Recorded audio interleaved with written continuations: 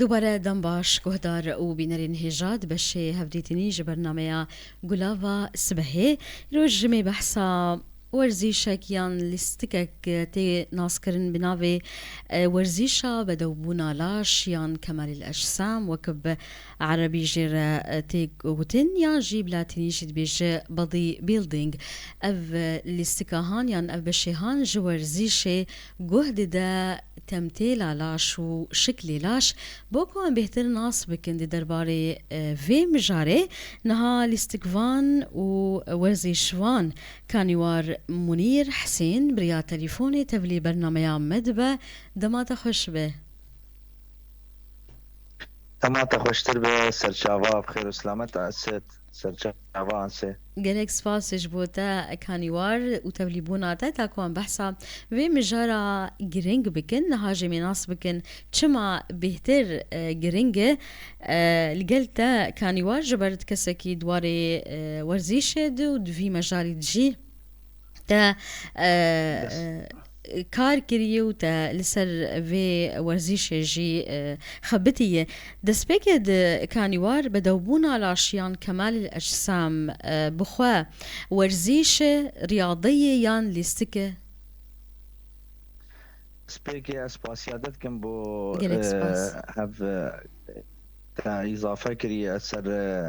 في برنامج ده سبيكي بله ويا اول از خو بدم ناس كرن جبر قال بله لك عالم من جبير كنا كرم يا بك اول نافي من كانيوار منير حسينه اجمالا ادم ومن بافو كالي من ومارينا طبعا ام بله خو ومارينا بله فيجا از بدم ناس كرن سبب امي رئيسي انه لقاء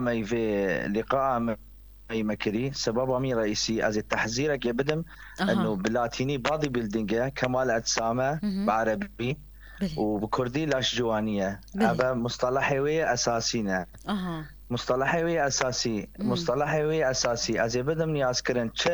خطوره بله لسر في رياضي هي او باش خطورات مم. لقل من شي بويا بشخصي بله شخور لقل جبر من فيه شخصي كي جبر فيه كي كانيوار متكر ميفان تاكوان بحثا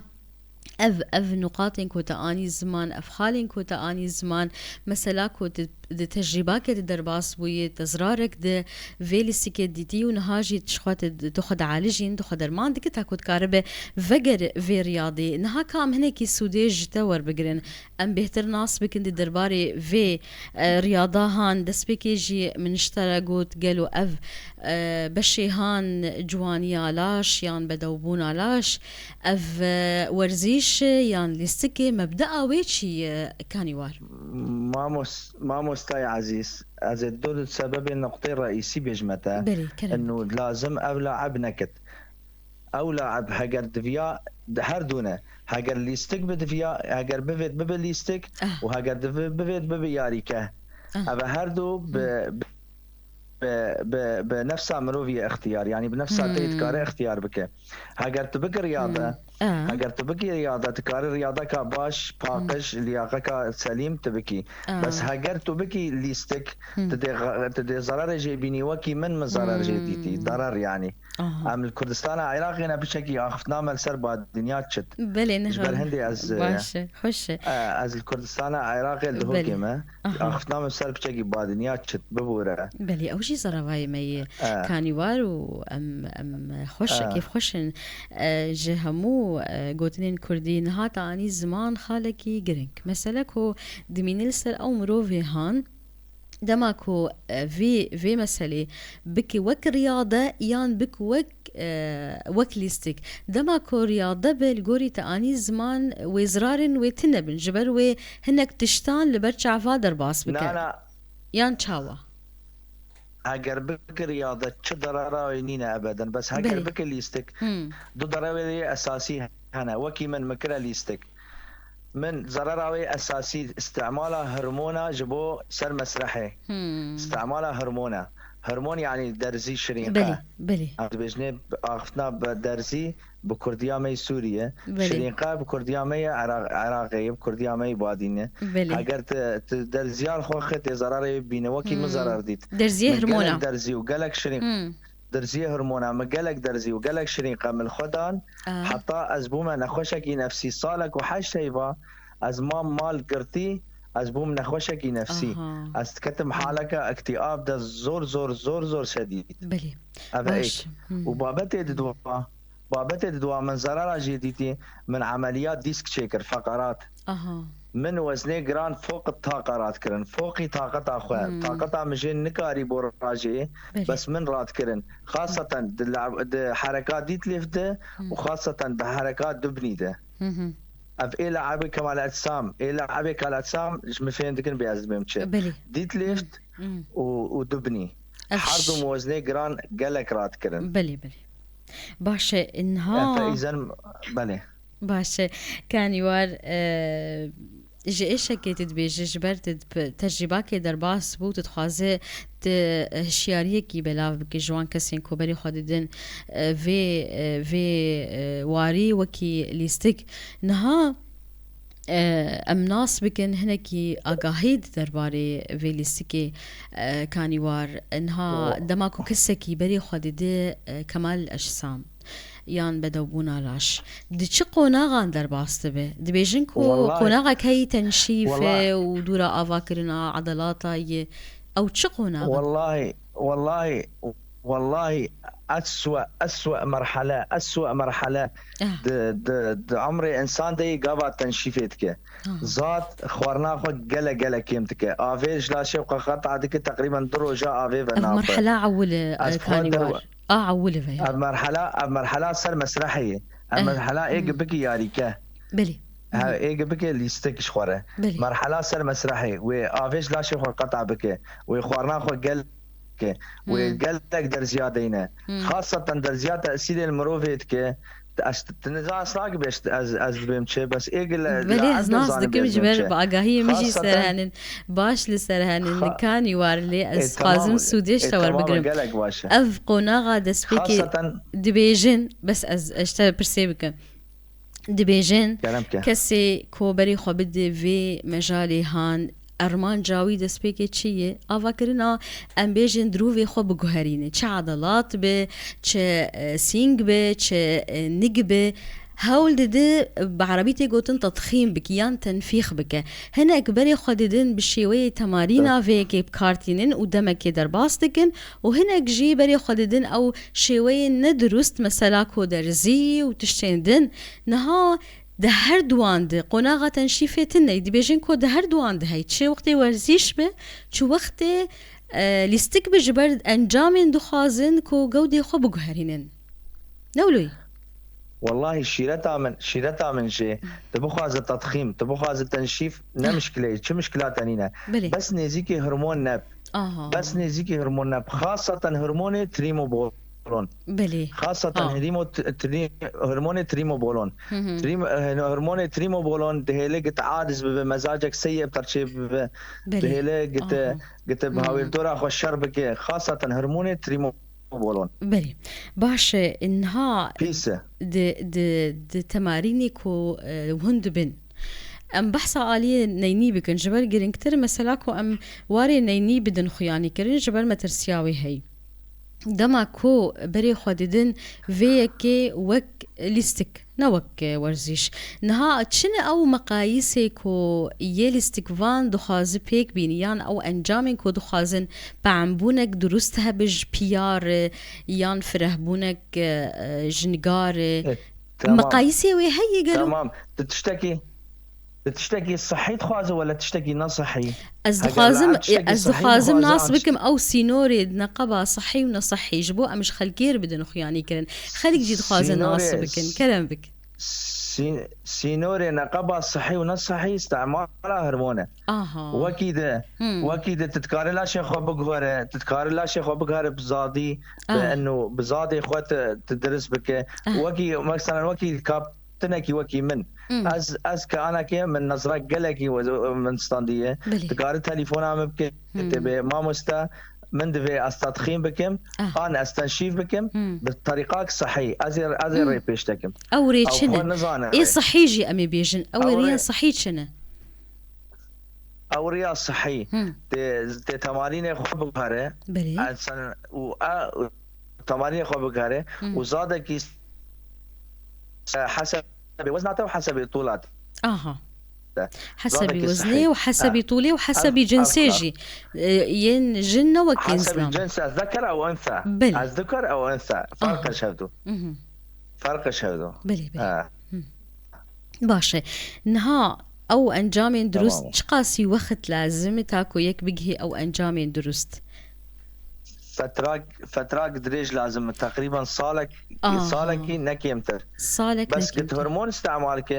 قلت هرمون استعمال بك تكارش هي بابك او انجامين بلز دخازن او يدخازن زو انجامين بلز باشا نها افشش دس خوش انجامين بلز باشا اف صاله درست امبيجن حروج تمارين ويهن بري خددن يعني ينشاوا يا رجال نا عطلا اسبوعي دروجن دشامي وخطبه عطلاه بلي باشا نها شي وين تمارينات شي وين تماريناي تو مدربه هاجر از بيجمت از مدربم از دشامي وخطبه جربكم عطله نهائيا از لا التمرين بك نهائيا باشا نها وشي بلي بيش وشوي تمرينات شنا اهم شيء كارديو يا التمرينات كارديو يعني بريفاتشون التمرينات بريفاتشون مهمه وشوي تمرين قلق درجه اگر ام باخذ انسر واللي قام دريج ببلاصتي ام جوري عند خاز الناس بكن كان يوار جبل جورين ويهن كارديو هي باصدان هي حركات ويهن انت خصن دماكو مثلا ورزيش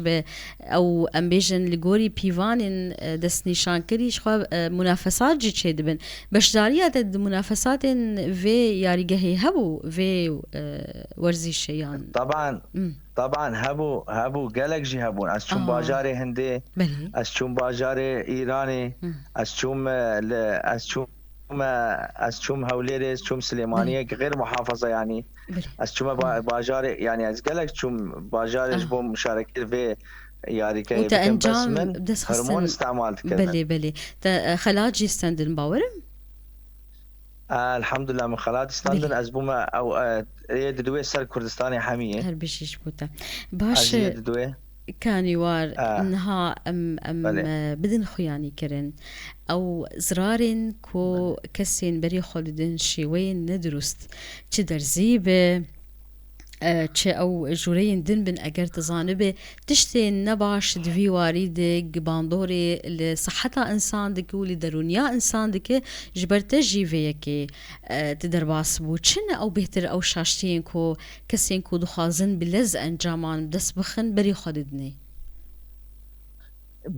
بري خدت بدا هرمون باللز هرمون اضطراب نفسي شخور تشيكي ايه من اسبخوا اضطراب ثنائي القطب جمر تشيبو ناخوشيك نفسي جبر وي ثنائي القطب ترشيب